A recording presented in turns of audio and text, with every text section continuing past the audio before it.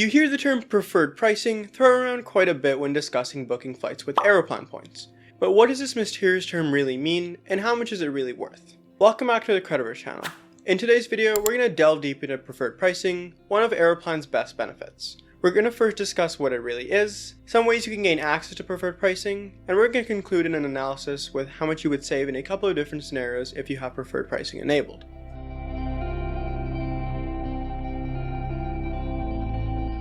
So what is preferred pricing? To put it simply, preferred pricing is just a discount you get on Air Canada operated flights if you book them with AEROPLAN points. In theory, this discount is supposed to increase as you fly more with AEROPLAN or you get higher status or a better credit card. We're going to delve deep into if that really makes a difference. Now, how do you get access to preferred pricing? Well, there are a couple of different ways.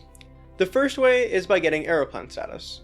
So every status level from 25k all the way to 100k or super elite gets access to preferred pricing. In theory, again, the discount you're supposed to receive with preferred pricing is supposed to increase as you go on, but we're going to talk about that in our analysis section at the very end. Now, this is probably the way Air Canada expected most people would gain access to preferred pricing initially when they set out with the program. Now, don't worry, you don't need to fly a lot with Air Canada or spend $3,000 to get their status just to get preferred pricing. There's a much easier and cheaper way. That, of course, is by getting an AEROPLAN co-branded credit card. There are 3 different tiers of this card, and there's 3 different banks that offer them: TD, CIBC, and American Express. The base tier of these cards are offered by both TD and CIBC, and it would be the TD AEROPLAN Visa Platinum or the CIBC AEROPLAN Visa Platinum. These cards are pretty decent, they earn okay rewards, but the main benefit is the fact that you do get access to preferred pricing by holding one of these cards. The TD variant of this card costs $89 a year, with the first year being free, but you can get almost the exact same card with the CIBC variant being $0 a year, making it the only way to get preferred pricing for free in Canada. Moving into the core tier cards, these cards cost anywhere from $120 to $139, and TD, CIBC, and American Express offer this card. In my opinion, this is really the sweet spot for most of the benefits. You get a first free checked bag for yourself and 8 other travel companions if you're on the same booking reservation, as well as insurance on all award bookings, which ties in really well with preferred pricing because you'd be using your AEROPLAN points to book. Finally, there's also the premium tier of cards, which costs about $600 a year, and all 3 banks offer these as well. You get all the perks from the tiers below, in addition to a better status accelerator and access to Maple Leaf lounges, which is really nice to have, especially when you have a long travel day. There's also some other Air Canada specific travel perks like priority baggage, priority check-in, and priority security, which can help save some time as well.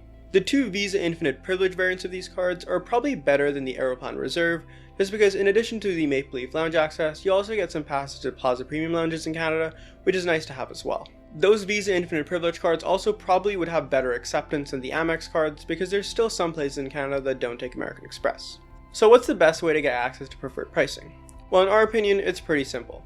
It's much better to just get it with a credit card, even if you're just getting started, because you could get it for free as opposed to having to get status and having to maintain that status year after year. Even if you fly once a year, getting that base tier card which has no annual fee may be worth it. And if you travel maybe 2 times a year, it may be worth getting the core tier card as the annual fee would probably be offset with the benefits you get. So now we know what preferred pricing is and how you can gain access to it, but how much is it really worth?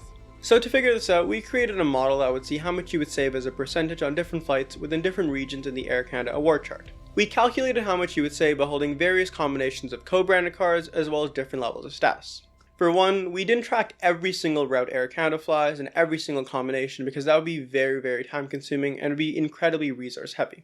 We also couldn't do every single date chart for 6 months at once, for example, because again, that would be very data heavy and it would take a very long time to even get access to a lot of that information. So we've only taken a couple of date ranges, so our data is of course not perfect, as with any data set. That being said, there are a couple of general findings we found. First, the region where you save the most would be North America, as you save around 9.5% in both economy and business class when you book with preferred pricing. In contrast, the lowest average savings you'd see would be in Asia, with some routes saving you only 1 or 2%, but others saving you maybe 12 or 15%.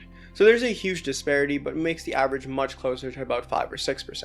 Moving into some of the combinations, the first one we wanted to try out was having no status and no credit card versus having no status and a co-branded credit card. Based on our data, you save around 8% in economy and around 7% in business class just by holding a co-branded card even if you don't have any status.